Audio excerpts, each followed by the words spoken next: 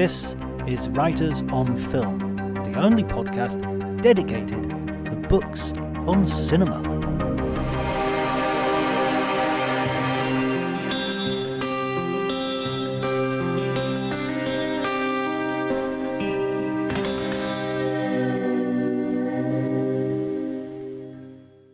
Hello everybody, my name is John Bleasdale. I'm a writer and film critic, and today I'm going to be doing something a little bit unusual because I don't have a guest for this week, and I'm heading out to a film festival in Norway. So what I'm going to do is I'm going to propose the first ever episode of Writers on Film. This is an episode in which I talked to Tom Shone, so I really started with one of the big hitters. He has written many a book, including blockbusters. He's done a retrospective of Martin Scorsese, and his book that we were talking about mainly, although we talked about everything from Tarantino, blockbusters, we talked about everything, it was a book on Christopher Nolan that had just come out and I had just read, the Nolan variations. So it's a little bit cheeky because obviously you could have listened to this at any time, but rather than leaving a gap, I wanted to leave you with something. And if you've already listened to it, it'll give you an opportunity to revisit. And if you haven't listened to it, it'll give you an opportunity to discover. You can hear me in all the freshness of my first ever podcast when I wasn't quite sure what I was doing. So yeah, there's that to enjoy. Thanks to Elliot Atkins for the music and to Ali Harwood for the artwork, and thanks to you, listener. I will see you with a new guest next week, but before that, enjoy the conversation.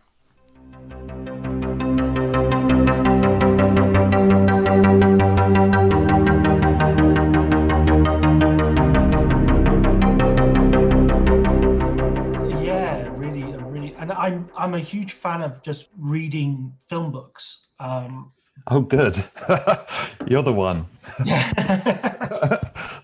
Well, I think for me, I grew up in like the 70s and 80s in the northwest of England. Cinema was like miles away. You know, books were like my entry drug to cinema because I would be reading about books. I'd be reading about movies. Yeah. I had practically no chance of seeing. So that's what I thought. Oh, was that similar with you? I mean, I don't remember having kind of too many problems with access. I mean, I do remember having to wait a long time for the movies I wanted to see, you know, because nothing would go to DVD and nothing would go to video because that wasn't around. So if you missed it, it was it, you know, like that's, you know, so yeah, I think that's probably true. Like we had to recreate the experience in other forms, whether it be comics, I remember, yeah, or later books. But I hadn't really thought about that. That's a really good point. That like, and it could explain why film books are actually quite a difficult thing to crack these days. And I think you've just hit the reason why, which is, you know, people have so many options, don't they, in terms of DVD extras and so on, if they want to delve. My first ever cinema experience was Star Wars in the winter of '77. Sure. And it was shown on ITV, I think in 1982. Is that right? God, wow. It's like 5 years. So I saw it when I was 5. Yeah. And then again when I was 10. You know, I mean, that's like you're a different person, you know. Yeah. That's funny. How did you start? Because I know you were a film critic for the Sunday Times for a period. Was it a big step or was it a natural evolution or how did it work?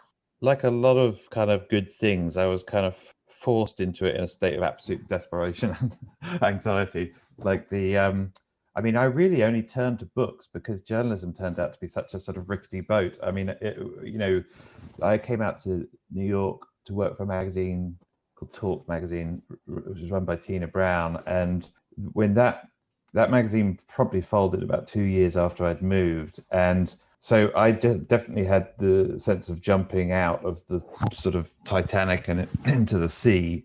And in that environment that I was in at that time, it was actually made more sense for me to try and pitch a book idea than it did to sort of penetrate American journalism. But I had very few contacts, but I did have contacts in sort of publishing. So that's kind of what forced me to.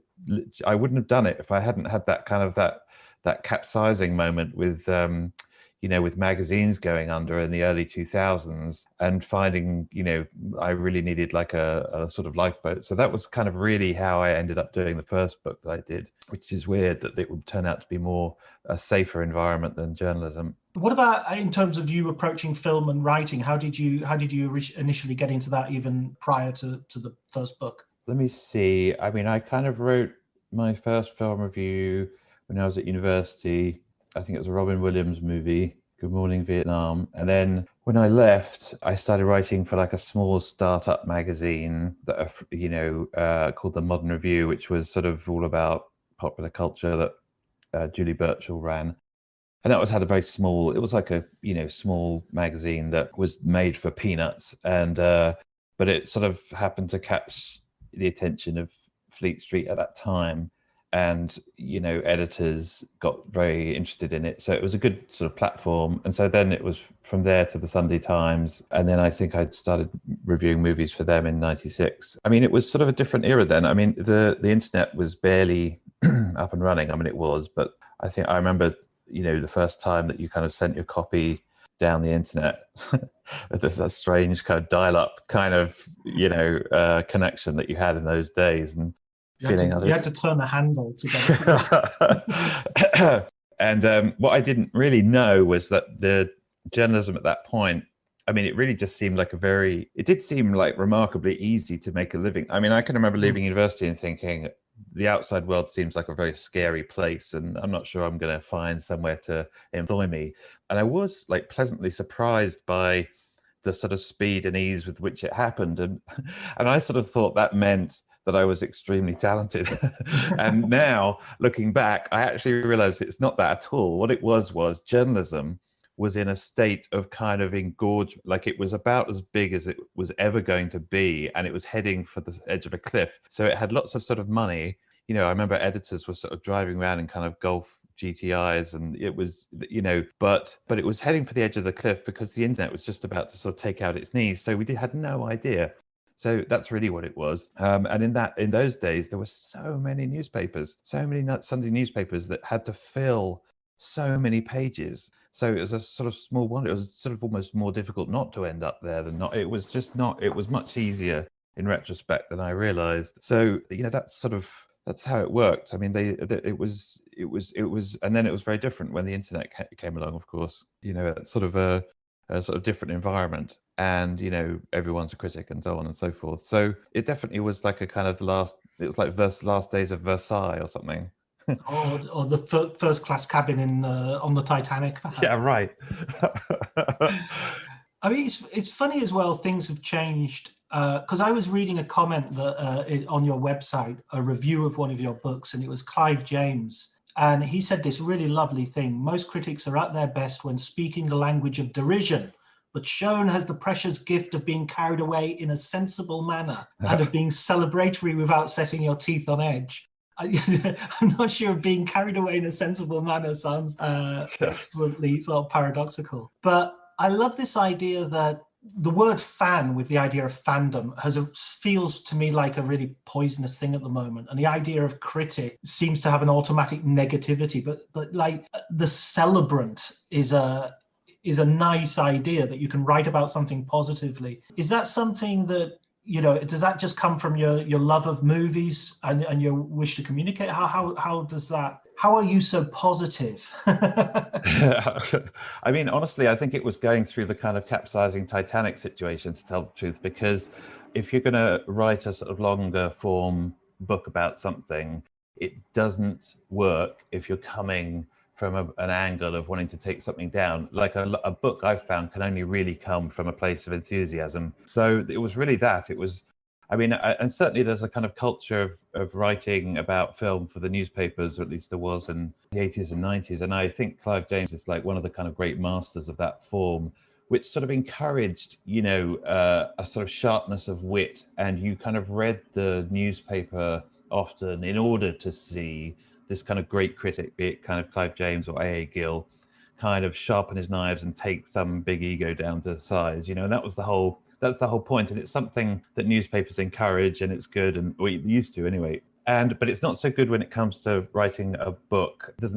It didn't get me very far anyway, let's put it that way. So I think one of the things that I kind of discovered coming out to America and having journalism capsize and sort of casting around for things to kind of write about is that you just go back to your enthusiasms. And for me, at least, the first book I wrote was kind of about the, blockbuster, summer blockbuster. And so that was literally just going back to when I was 7 or 8 and seeing Star Wars for the first time and trying to kind of recapture that enthusiasm. So it was there was an autobiographical element. There's a real sort of nostalgia about that period from a lot of people who weren't actually there at the time. But I go back to those blockbusters that you mentioned in your book. I mean, Jaws and I mean, Jaws I saw on the television, but Star Wars and Ghostbusters. I remember Ghostbusters being at a screening in Barrow in Furness that was absolutely packed, and people were dancing. It was like, it was like somebody had told me about the Blackboard Jungle and, people dancing to Rock Around the Clock during the title sequence.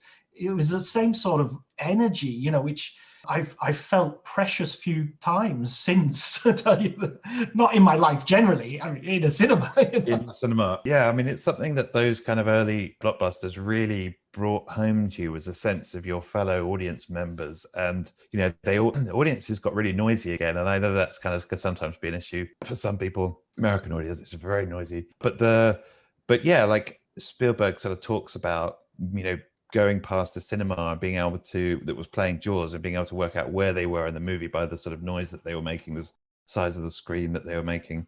And the same thing with Star Wars. I mean, people just came out of that movie just jubilant, like popcorn was going through the air. And like, there was this sense in which what we found like in those years was like a sense of togetherness as an audience. Like in the 70s, I was trying to remember, like, large crowds generally didn't really signify anything very good. Like if you were in a large crowd in the 70s, it probably meant you were either unemployed and in a queue to get unemployment benefit, or maybe you were protesting the Vietnam War, or you were, it generally, we didn't come together for kind of good things. We came together for kind of but then suddenly we could all come together and kind of watch these movies en masse, and there was a sort of real thrill of like being part of a jubilant mass. I'm sure sort of football has the same sort of thing, but it's like, but again, with football, I mean, I think that kind of turned that turned a corner too, didn't it, where the sort of the violence dropped away during the same period. So yeah, it was definitely, there was and I think that's the thing that I definitely have missed. I mean, it's like that's I still love sort of, it's definitely a really exciting thing to be part of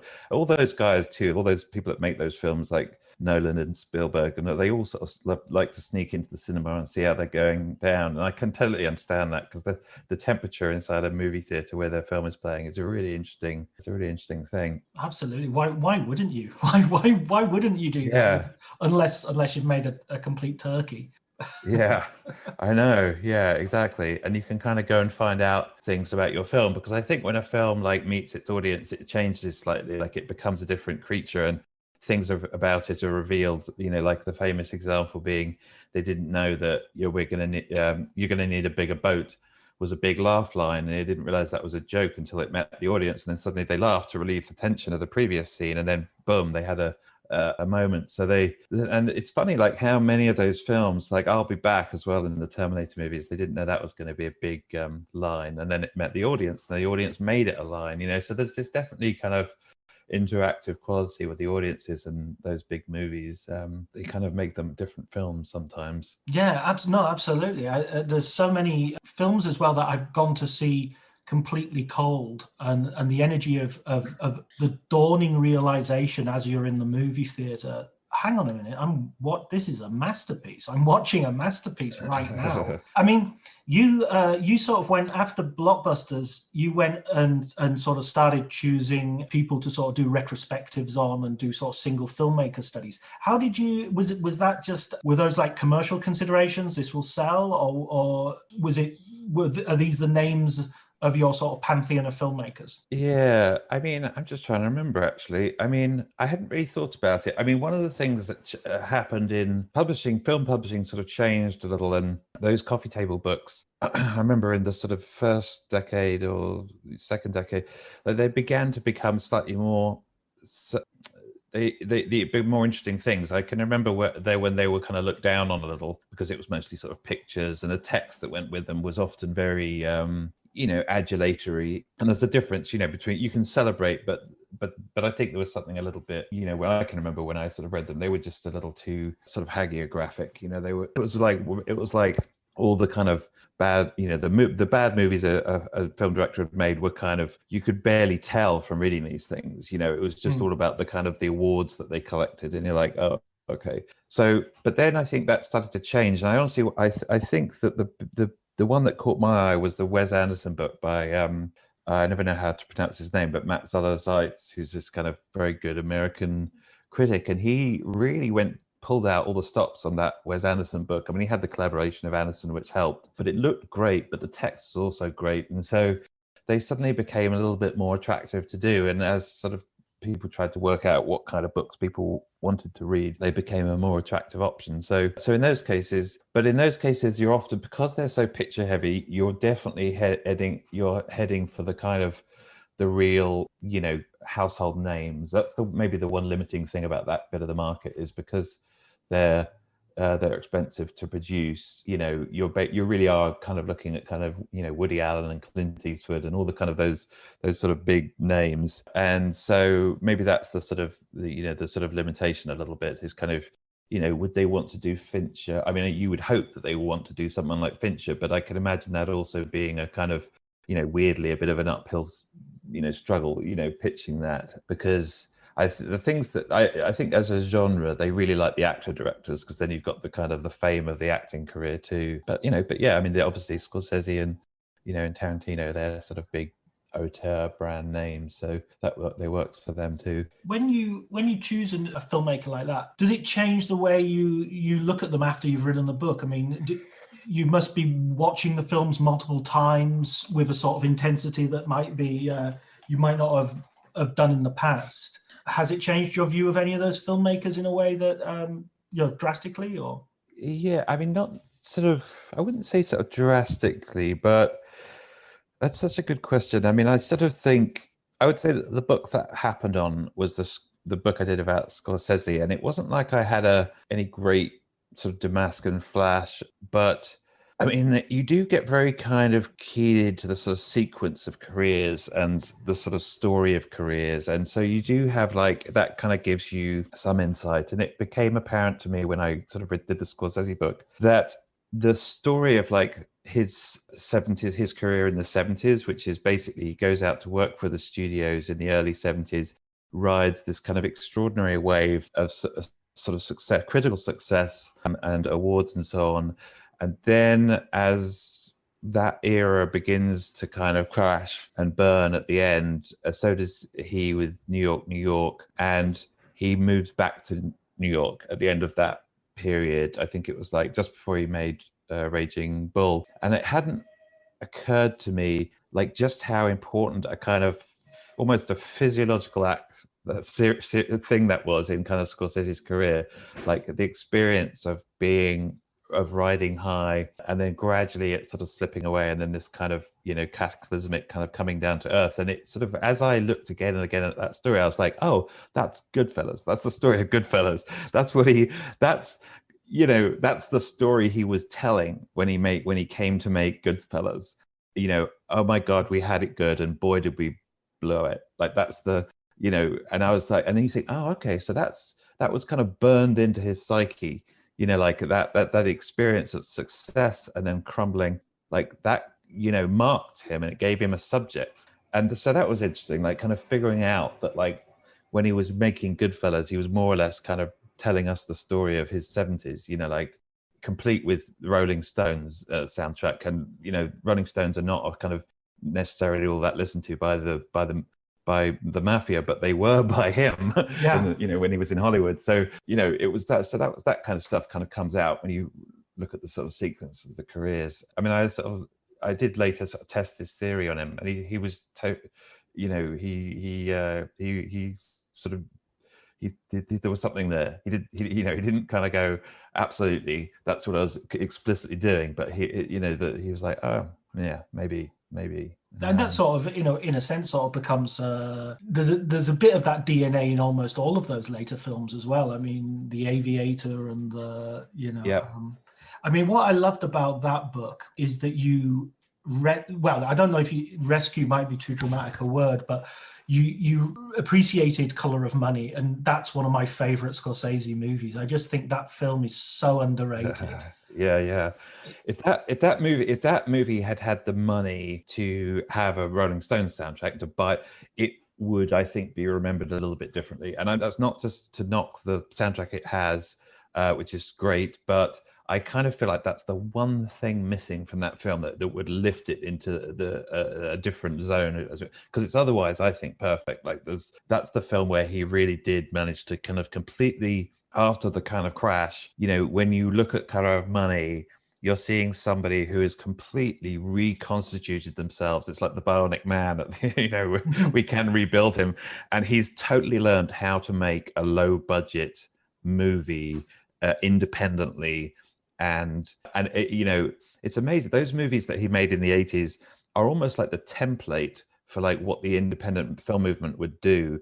And you look at The Color of Money and think, oh, that's exactly the template that Darren Aronofsky would use later on when he would get, like, you know, Mickey Rourke in The Wrestler. You know, you find an older star, you kind of build a kind of character piece sort of around that star, and you kind of finance the movie that way, but you keep, you know, the cost low. That's exactly what so many independent filmmakers did. And I think, like, you know, Scorsese in the 80s was basically laying out all these kind of these clues to like what the indies would do. Like, you look at, like, what's it, After Hours, and you think, oh, that's the Coens. He's making a Coens movie. They would take that template, and not consciously, but that so that's what kind of, it definitely, the 80s in a weird kind of way, people don't look at the Scorsese's 80s as being this kind of great glorious time, but in many ways it sort of shows you what a great director he is, because he, you know, he's absolutely at his sort of most desperate stretch in that period, where he's trying to kind of keep a grip on the filmmaking career. He's trying to stay in the game, and he's really kind of rebuilding from scratch. And it's like so fascinating that he kind of came out so strong. I mean, amazing, really. Yeah, he's such a it's such a roller coaster of a career, that. And there was something that you wrote that I also appreciated. I've always thought Casino was the better film to Goodfellas, and I was reading your book yesterday as to prepare for the interview, and your argument about Casino, it struck me. I don't think you put it quite like this, but this is what sort of came into my head, was the reason I think Casino is a better film is because I enjoy Goodfellas more. You know, and whereas Casino, I feel like drained at the end of it, and sort of hollowed out. And so the Catholic in me thinks that must be a better experience. That must be a more moral experience. You know? That's such an interesting reaction. I mean, that's all of us have felt that to some degree or another. Like, I'm enjoying this film too much for it to be a classic. Yeah. You know, I definitely, yeah. I mean, I think Goodfellas is definitely his sort of most enjoyable film, and I mean, the thing that differentiates for me, like Goodfellas and Casino, is the element of the boyhood, you know, and the fact that he kind of goes, there's a sort of the warmth in it. And I'm not saying this is better or worse, but the warmth of Goodfellas, and with which he views as a boy those characters, and you know, that's very much like Scorsese's own sort of admiration for those neighborhood hoodlums that he kind of looked up to. And you know, like, there's an element of autobiography in it, a slim one about his boyhood anyway, that kind of warms that film up. And it's sort of, and you sort of almost forget that, like, it's probably as a result, I mean, it is a sort of form of fantasy. There is a sort of fantasy in there, and the fantasy is because he was a sort of weakly asthmatic kid who wasn't really at all tough, I mean, on the street. And there's this sort of dream of kind of being accepted by much more violent men, and accepted into their ranks. And I think it's one that obviously a lot of people, myself included, share. There's like that's the sort of fantasy that's being sold in Goodfellas, and that's maybe why it's his most. I mean, people really love Goodfellas for that reason. I mean, Casino, I think, is cold. It's a kind of colder film. I mean, listen, it's technically fantastic. I mean, I can see he's really. I sort of felt, each time he remakes that film, and he's sort of remade it several times now in a way, Wolf of Wall Street being the most recent. I sort of feel like with each time he almost gets better at making that film, but maybe with less urgent reason for being. Like, it doesn't sort of feel as sort of great films can really just feel plucked into existence. They had to exist, Yeah. And then the weaker ones feel that they were sort of pushed into existence and they were made to exist, And but then I also love Wolf of Wall Street, so I'm not saying it's not, it doesn't have a reason for being. But he also gets more and more amoral as it goes on. Like the cackle gets louder and louder. I mean, in a way, I think that's a great argument for looking at him as a retrospective, looking at him as a whole filmmaker, because I wonder what Casino would be like if Goodfellas just didn't exist. Because it's almost the two almost have to go together. Otherwise, you're right that it's just so cold and horrific. Yeah, I mean, I often play that game a little differently, and I sometimes think like, when I often think when directors go off, and I'm not including Scorsese in this, but when they kind of lose whatever it is they had at the beginning of their career, I often think, what would happen if this were their first movie? Like, so I remember when I wasn't as sold on Kill Bill as some people were, and I can remember thinking, I wonder what would happen if this were his first film, not Reservoir Dogs. Would Tarantino be as revered as he is today? Or what about Inglourious Bastards? Maybe that's a better one to use. If Inglourious Bastards were his first film, what would we be saying about this guy? And I do think that there's this element of like when they first, there's a reason why those first films are often like, in a way, like the really perfect ones. I'm not saying that they don't produce masterpieces later on, and it's because they haven't won us over yet, and they're sort of like this sort of very ardent suitor. They're trying to seduce the audience, and they're sort of putting every effort into it, and like they're just fantastic Romeos.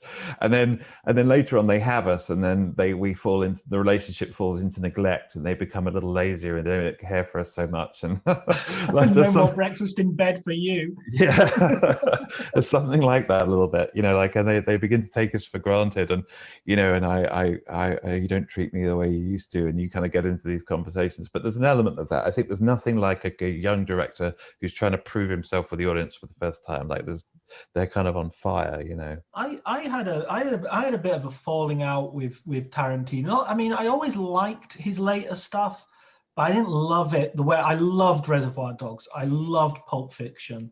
Mm. I liked and admired Jackie Brown, but I always feel it's a little bit I don't quite trust people who say they love it as much as that, because it doesn't have that appeal to me. It feels like an Elmore Leonard novel, to tell you the truth.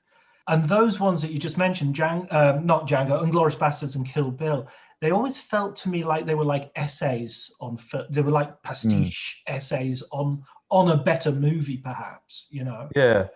I mean, I don't think it's not really spoken about enough, just how much he was doing something very, very different in those films. Like in the first films that he made, what he was doing was dropping some kind of very movie-ish situation, like a heist or an overdose or whatever it was. He was kind of dropping that into the laps of characters who were just like everyday, sort of dope smoking, video watching kind of slobs, and watching how they would react and making sure that their reaction was as realistic as possible. He was basically taking a movie situation and dropping it into the laps of his fellow video clerks, and sort of seeing like how would they react. And I sort of think so, and there was this amazing clash between the movieishness of the idea and then the realism of the reaction, which is often to do with the way they spoke. And he managed to get the way that people spoke absolutely perfect. Like his grasp of kind of street slang and idiom was where the realism sort of came from, And I thought, and with Kill Bill, on, he changed his MO. He totally he was playing a very different game. He was no longer trying to take movie-ish kind of plot situations and dropping them into the lap of kind of like the guy next to you in the cinema. He was taking movie situations and sort of dealing with them in a kind of movie-ish way. That we were totally in the movie universe. Like there was no attempt to kind of anchor it or get comedy from contrasting it with the sort of the slang of everyday life. And you notice, I really noticed it in the way that everybody suddenly started speaking in this extremely ornate way. Everybody suddenly sounds like a fop, an 18th century fop, like discoursing for like 4 paragraphs, and you're like, wow, what happened to the guy that was writing such sort of street smart dialogue? He's just gone, So I felt a great disappointment with almost all of them from Kill Bill on. I mean, I know some people are totally don't see it that way, but I just see him as just doing a different thing. It's not like he's not as good at the game. It's more like he's just playing a different game. It's not even, I think there's a line in Pulp Fiction, it's not even the same ballpark, it's not the same sport. He's just, it's a different sport.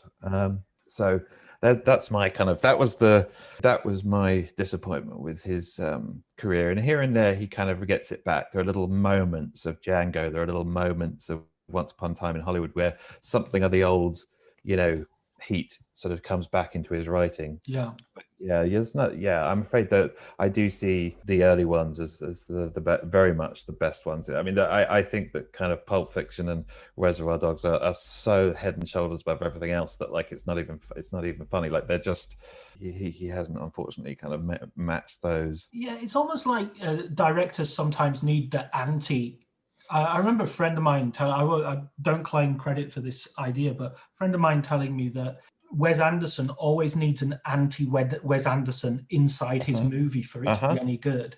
So, the reason Royal Tenenbaums is great is Gene Hackman is not Wes Anderson. He's the kind of guy who would slap Wes Anderson.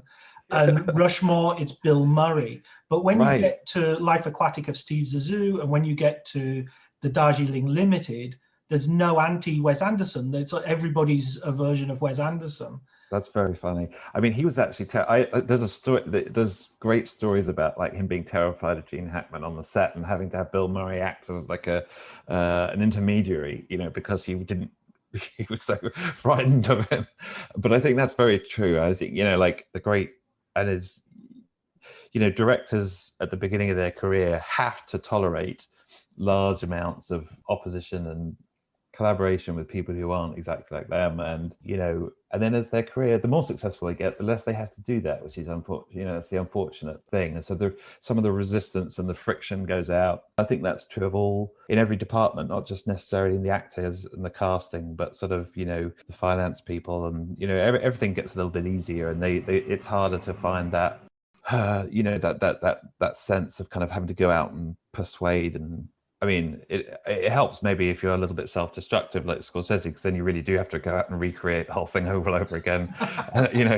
That's actually in many ways like a great career move, is to sort of just fail big time, and then have to kind of come back from that. I mean, all of them, the big ones have got like something like that, some big film where they sort of stub their toe and they come down and then they have to rebuild, and often it's their best films then proceed. Like I always think of Spielberg and like after 1941, and then he comes out with Raiders and E.T., and they're direct results of having kind of blown it so big on 1941, which is such a weird film. I rewatched that recently, and it's the. I mean, I think he said himself, I should have just made a musical. It's it's just not got the songs. Yeah, that's right. And there's of course, like all these things, they're great to go back to and find. I mean, it's beautiful. It's very intricate, and some of the numbers are fantastic. Sequences are fantastic, and so much ingenuity in it. I mean, but Spielberg is definitely one of those guys who has like a zillion ideas in every kind of meeting, and not every one of them is great. Like it's all of these, sometimes they're lunatic, and they need people to keep them in check. And I think he had it was Zemeckis, wasn't it? And Bob Gale and John Milius, and they're all sort of, they're cut from the same cloth. They're all egging each other on, But yeah, I mean, I totally agree. Like movies have to have like a a spanner in the works, sometimes to really, really work. I mean, I always think of like Apocalypse Now and the way that like John Milius really kind of screws with the overall scheme because he's so pro-war. And like Coppola thought he was making this anti-war movie, and John Milius, who kind of wrote the script, was like totally for Vietnam. He thought it was a great idea. And so as a consequence, you get these kind of amazing sequences of these clashes. You get the sort of bombing sequence followed by Duval sort of inhaling the napalm and saying how great it is. Now that's what people remember. And so you're right, it's totally, you have to have the anti Coppola in there to make a kind of great film. Do you think that moving on to your latest book, the Christopher Nolan, the Nolan variations, and how you didn't call it the Nolan Twisters is beyond me. I assume that title was already taken. Yeah, no, I sort of went for variations in the end because of the Enigma variations and how much he liked the Elgar and used it in Dunkirk. And then it got me because Elgar was a kind of big cryptologist. Like he loved kind of mysteries and sort of enigmas and sort of puzzles, just like Nolan did, and I does. And so yeah, that's kind of where I went in the end. But now you're regretting the Nolan Twisters, aren't you? You're thinking, yeah, no, exactly. Yeah, that should have been it. I mean, tell you the truth, one of the things I loved about that book, and this is my last compliment because I don't want to come over too celebratory either, but there was so much sensible manner. In a sensible manner. I don't want to get carried away in a sensible manner. There was so much in the book which I would stop and put the book down and just think about, which was beyond the movies, which were things like the left or right. How do you describe left or right to somebody without referring to you can say up and down, front and back, but you can't say left over or the right. phone. Yeah, absolutely. Yeah, exactly. Some of those ideas were extraordinary, and I love it. Was sort of became much more of a conversation. I felt that book. There was quite a lot of back and forth. Yeah, well, good. I'm glad, because definitely that was the sort of challenge with that book was to I was only going to be talking to him. So the rules of the book were no collaborators, no secondary interviews, just him, but I didn't want it to be kind of exactly Q&A, like kind of just transcription of the conversation. And he didn't want it to be biography. So it had to sort of find its way in the middle and work out what it was. And I was greatly helped by the fact that he kind of kept on challenging me with these puzzles, or I don't even really thought of them as challenging me, but he would say these things, and they had this kind of, he's got this very sort of semi-scientific cast of mind. Like he likes testing things, he likes experiments and things, and so he would sort of say these very broad generalities, and I just, like you, I kind of came away from the conversation thinking, is that true? So he would sort of say, yeah, you can't describe left and right down the phone to someone now. And I was like, oh, hang on, you've got to be able to do that. So I kind of, then I sort of would come back with an answer I thought would work. And then he would sort of throw it out. So then it became a little bit like kind of going to the headmaster or something. You go with the answer to the test, and then he would sort of mark the test. And then, so there was a kind of quality, there was an interaction between us. And the reason I kept them in is because I thought, well, doesn't that really resemble the way that he deals with his audience too? Because, he sets the puzzle and then the audience are like, try to sort of outwit him a little, and it's like, oh, no, but he's got the twist, but he didn't see the twist. So there's this constant game of chess going on between the audience and him.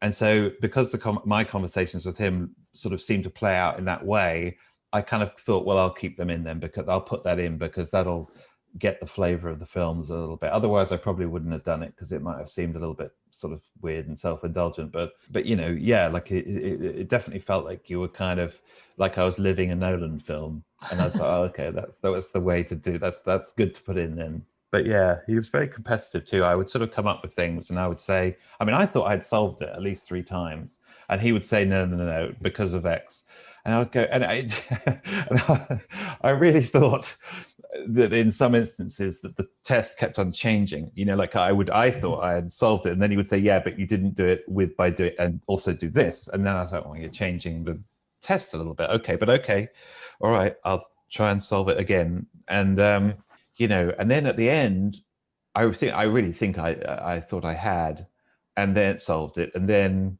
literally the last time almost that we met, he's as I was heading out the door, literally as I was heading out the door, he said, "Oh, about that solution," and then he just demolished my answer. And I literally did. I looked at him and I thought, I hate you right now, because you've totally like, how much do you want to win this? Because I really thought I had solved it. I was very resentful at him for like kind of demolishing the answer, and like, but that was why, again, I kind of kept it in.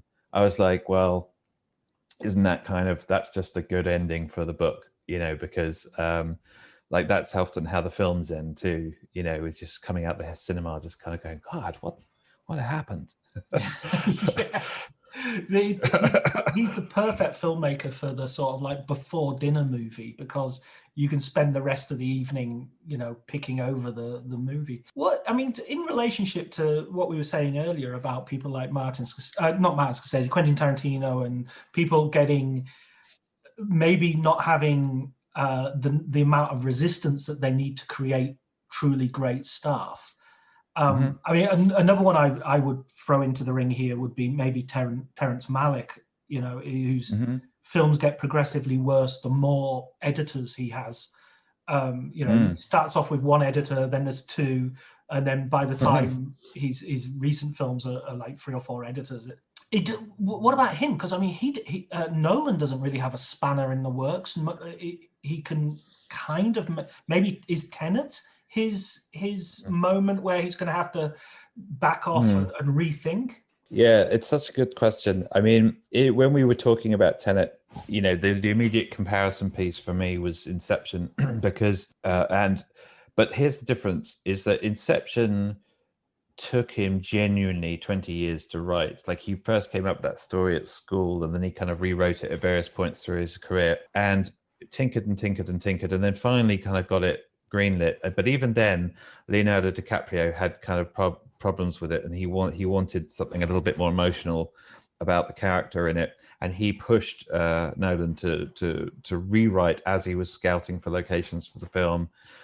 So as they're sort of trundling towards production beginning, he's still rewriting the film, and there DiCaprio is the spanner in the works, because he's saying, this film is too complicated and I need my character to have more of an emotional stake in it. So at his behest, that's why Inception becomes the film it does. With Tenet, I don't think that happened. I don't think that certainly wasn't so long in the writing of it. And I don't think there was any pushback from sort of the actors. I don't think any of them would have really, it was a different relationship, as I understand it, than the DiCaprio one.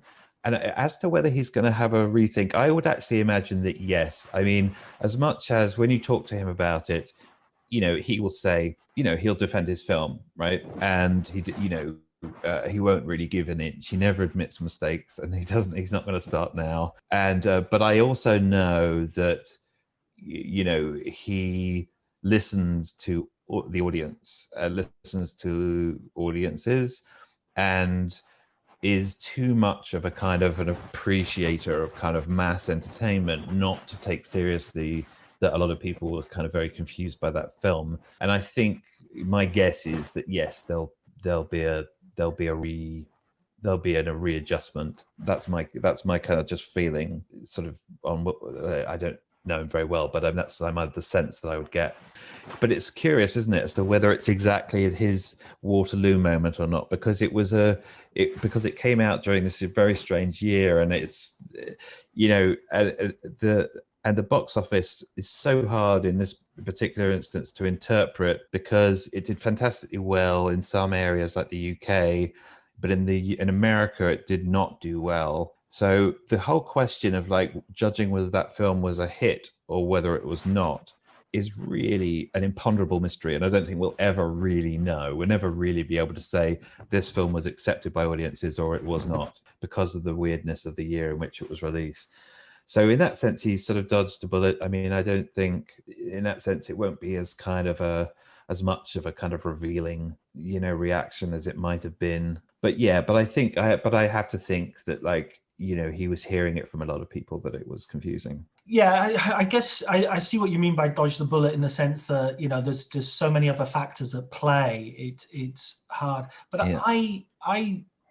I mean, I'm a big celebrant. I won't say fan of Nolan. I like him. I like him a lot. I love The Prestige. I think that's probably one of my favorites of his movies. And there is a sort of temptation, looking at the more grandiose movies he's made recently, to sort of, want him to go back and do one of the early funny ones, Totally. Yeah, I totally agree with that. And I think like The Prestige is the model too. There's too much action, I think, in some of them. I think rather action cinema, which is a sort of that's the Hollywood genre. That's the thing that he learnt. And from Insomnia, Batman Begins, Dark Knight, or you can see him mastering sort of all the elements of the kind of, the Hollywood sort of toolkit, as it were. But I think there's too much action in Tenet, to be honest. I could easily see that as a smaller film, and maybe it should have been a smaller film and more intimate sense of sort of betrayal and so on. But but I agree. I think that I think that the things need to be scaled down a little, and I think The Prestige is definitely the model. It's such a great film, and they labored on that screenplay. It's like it's beautiful. It's such a great art object. It's a piece of craftsmanship, that screenplay. I mean, I've watched that film 100 times. Well, not 100 times. That's ridiculous. But I've watched the film probably in the double figures, and I watched it last week recently, and it was the first time I realized that Hugh Jackman's character was English, and that his him acting American was that was his act. So when they go and see the Chinaman and they say him pretending to be, this is where the trick happens. Hugh Jackman looks like he's the naive one saying, no, nobody could do that. But he's been doing it all along anyway, because he is Lord so-and-so and has always been Lord so-and-so. That's interesting. And that's the first time I realized it. And I've seen it hundreds of times. Yeah. And when he goes to America, Christian Bale writes in the diary he's given him, maybe you'll stay in America, maybe you'll stay in your homeland. So it's actually not a bad strategy. You've got him out of England. Why bother coming back to England? You've got nothing. But of course, it's not his homeland. His homeland is England. So it's just got these tendrils that go everywhere. That's interesting. I hadn't you picked up on something I hadn't kind of considered, that, you've got the England, America contrast and clash that was in fact so much a kind of part of his kind of growing up. And I hadn't sort of thought about it in those terms, but it's there. And I mean, it shows you that there's, when those films really work, there's just layers and layers and layers to them, and that's the thing that I definitely respond to in his work, is the sense in which, you're entering into a world, and that world is sort of defined really by just the sort of the feeling that these layers go on forever, that you can't reach the body. It's, at the end of the Truman Show, he bumps up against the edge of his world. You definitely don't get that in a Nolan film when they're working. You always feel like that world is just kind of infinite, and that's the sort of thrill of them. They're sort of these magic boxes, they last a certain amount of time. They're contained in sort of time and space, but you enter into them and you kind of feel that you could spend your entire life in it, whereas some people do, they love them so much. I mean, but it's definitely born of the quality, his obsession. People get obsessed about his films because he's obsessed with them. There's definitely a self-fulfilling kind of quality. Sometimes the audience sort of, if a film is loved by its creator, it'll be loved by the audience. If it's kind of, if it's obsessed about, it'll be obsessed about by the audience. And sort of, it's definitely true with him. And that, honestly, I can honestly say that the thrill of that book was that I never did kind of get to the edge of the world. Truman in his boat. Like I was a little bit frightened that I would sort of spend so much time thinking about these films and writing about them that I would sort of just figure out how they work, and then all the magic would not be there. But I honestly was sort of still finding sort of layers to them and I think that sort of speaks just to the amount of time he's put into them. You know, no matter how much sort of time I sort of spent watching them, he'd spent more time making them, thinking about them. So, you know, it's sort of like but you constantly think you can. It's a game of chess. You constantly think you can beat him at it, and then it's like, nope, he put in more time. You know. Yeah, he'll go back and use some and read up until the early hours to find some stratagem. Yeah. What's your next project then? What have you got something already outlined or that you can tell us about? Yeah, I mean, I'm sort of right at the moment. I'm sort of working on something. I haven't yet. It's with another filmmaker, and I probably shouldn't say anything yet because it hasn't yet been signed anything. But it's another British filmmaker, and I'm sort of excited to be doing it. And it's kind of I definitely like kind of the collaboration sort of process because I mean, it's the one thing you definitely forget is that they generally are pretty good at collaborating. I mean, most directors are control freaks, obviously, because that goes with the territory. But they also they have to kind of collaborate, and so and Nolan, who many people have as this kind of Kubrickian sort of chilly, controlling sort of mind, but he too was really good and helpful collaborator who helps open things up rather than sort of shut things down. So and he would give great notes on things. So yeah, that's basically. I just want to kind of so working now with somebody else, and it's sort of again, it's really exciting to sort of have that back and forth. Yeah, no, I mean, just the thing it reminds me is that they're all kind of film goers, first.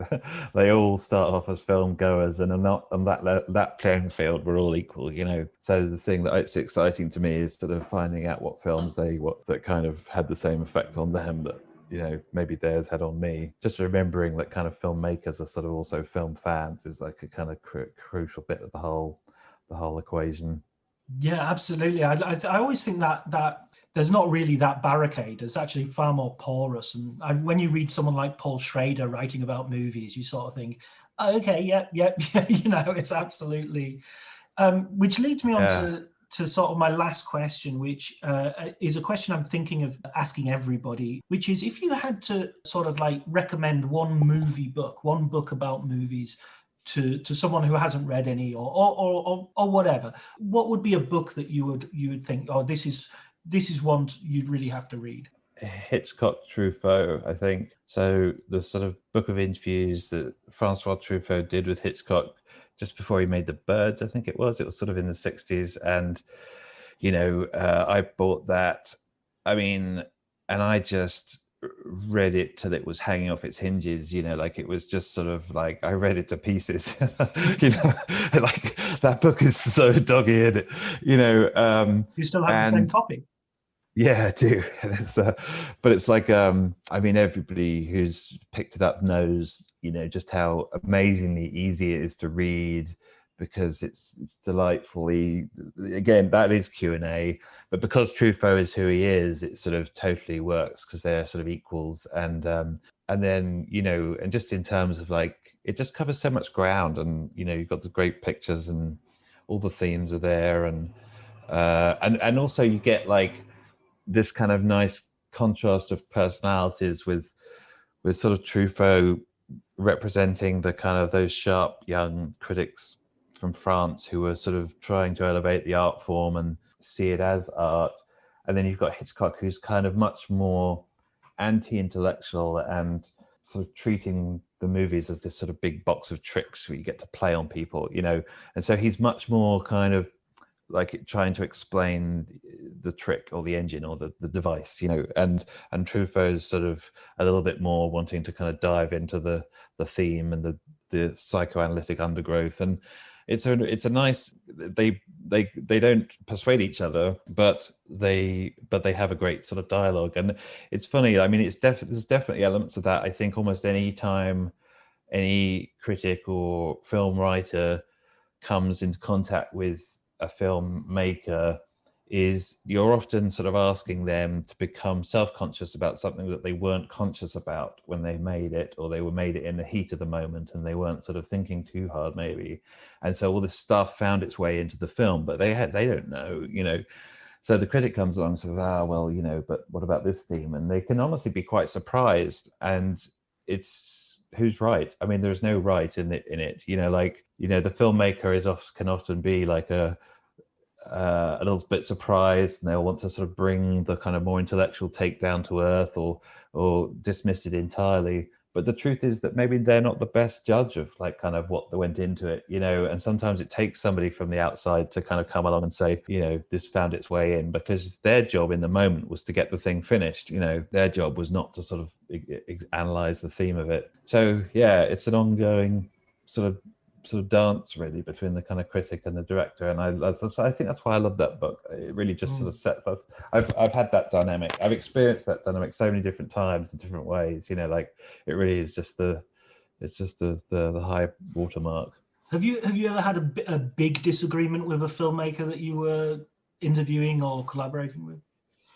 I mean, I definitely had. You know, there were moments with Nolan, like he definitely resisted any biographical reading of his films, you know, at all. It's very uncomfortable. He did not like doing that at all. And so I had my work cut out for me, because I did see some parallels and themes that were kind of crossing over. And I won't say it wasn't sort of so much an open disagreement, although sometimes he would say that's, you know, I don't think that's right. But it was sort of, I mean, it was like trying to give a cat a bath. It really did. He really didn't want to go there.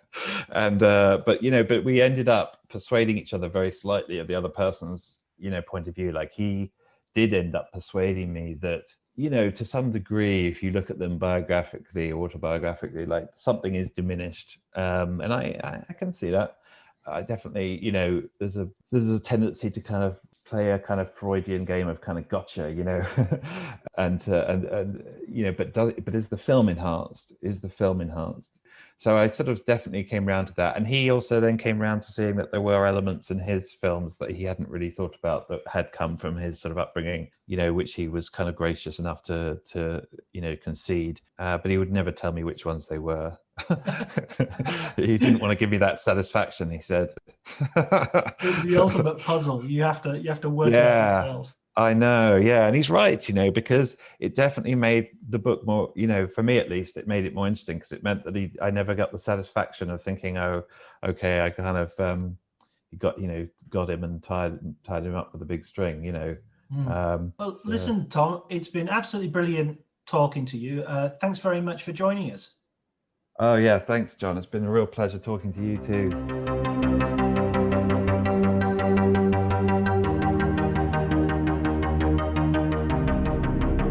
That was the first Writers on Film podcast.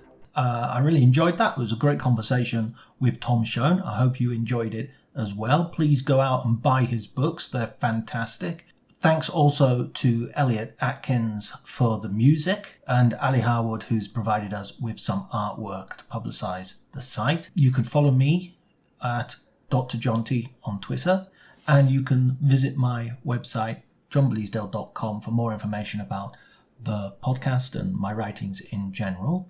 If you have any feedback or suggestions as well, it would be great to hear from you. This is all a bit of an experiment and a learning process for me, I must admit, but I certainly have enjoyed it so far, and I hope you have too. I hope you'll join us next week for the next episode.